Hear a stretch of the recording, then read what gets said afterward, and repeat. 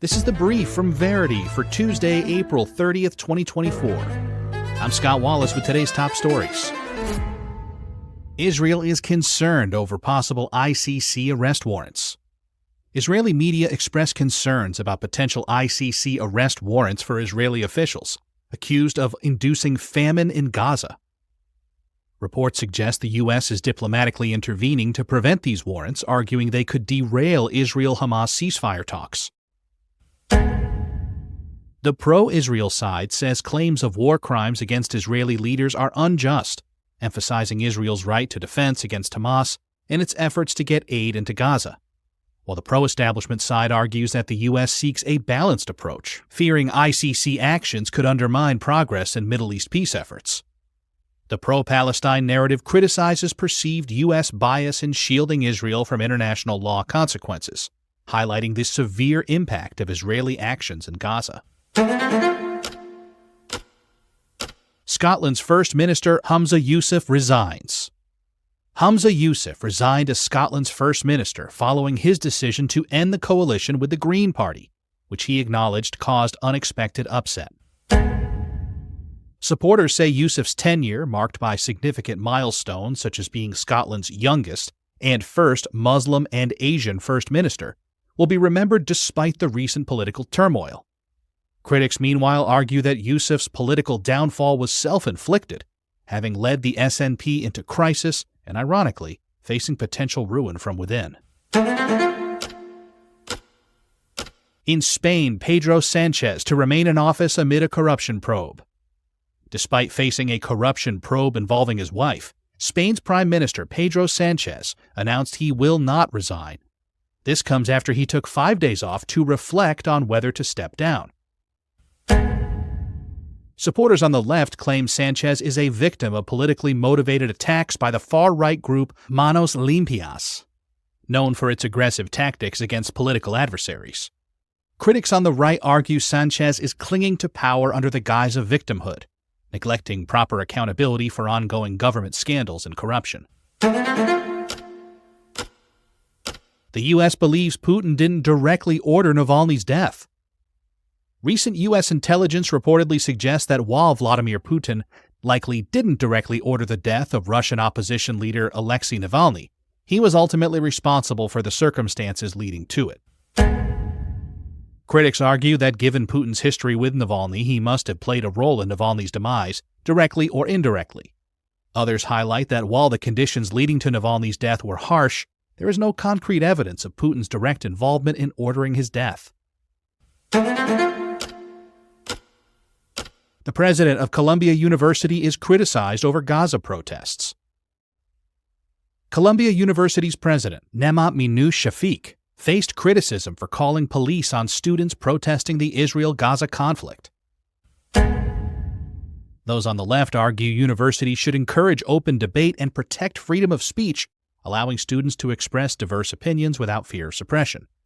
Those on the right, meanwhile, criticize Shafik for failing to ensure Jewish student safety and not adequately addressing campus anti-Semitism. A CNN poll shows Trump maintaining his lead over Biden.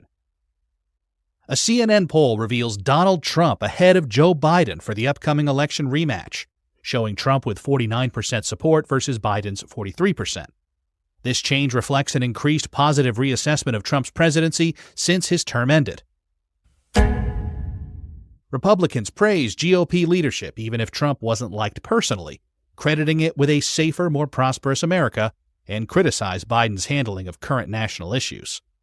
Conversely, Democrats point to the chaos under Trump's administration and suggest recent crises are beyond Biden's control, noting that the election is still 6 months away and Trump faces legal challenges ahead. EU media freedom is near a breaking point. The Civil Liberties Union for Europe's 2024 report highlights the alarming decline in media freedom across the EU, identifying issues like media ownership concentration, lack of transparency, and threats to public media funding and security for journalists. The pro-establishment view supports the Media Freedom Act to protect journalistic independence and media pluralism. Critics argue that the act targets EU-skeptical states under the guise of promoting free speech, accusing the EU of tolerating ideological conformity over genuine media freedom. Germany's Reichsbürger coup suspects go on trial. Trials begin for 27 members of the Reichsbürger group, charged with plotting to overthrow the German government. The left claims this major legal event underscores internal security threats and tests democratic resilience in Germany. The right argues the prosecution exaggerates right-wing dangers, aiming to discredit conservative elements politically. Oklahoma tornadoes kill at least 4. Deadly tornadoes swept through Oklahoma on Saturday, claiming 4 lives, including a baby, and injuring 100 people. Governor Kevin Stitt declared an emergency across 12 counties. The catastrophe has reignited debates on climate change's role in increasing tornado frequency and intensity. Supporters of this view emphasize the need to recognize climate-related changes in tornado behavior, while skeptics call for more research to establish a direct link, citing the short period of tornado data collection.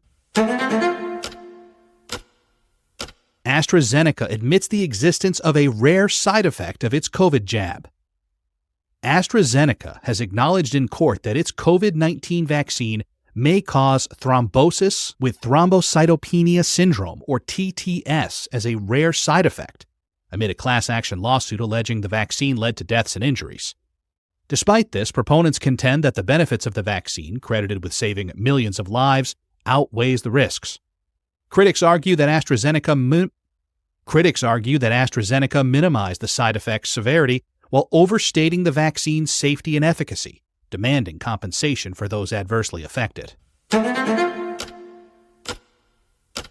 British Columbia rolls back drug decriminalization. British Columbia, after initially decriminalizing public hard drug use in January 2023 to combat the opioid crisis, is reversing this policy, citing public safety concerns by Premier David Eby. Advocates argue that decriminalization was a progressive move towards treating drug addiction as a health issue, rather than a criminal one, even if the program faced challenges. Critics, however, believe the policy endangered public safety and argue for a balanced approach that includes regulated spaces for drug consumption and safer drug supplies. And that was the brief for Tuesday, April 30th, 2024. For more on these and other stories, visit our website, www.Verity.news. I'm Scott Wallace. Join me tomorrow on The Brief.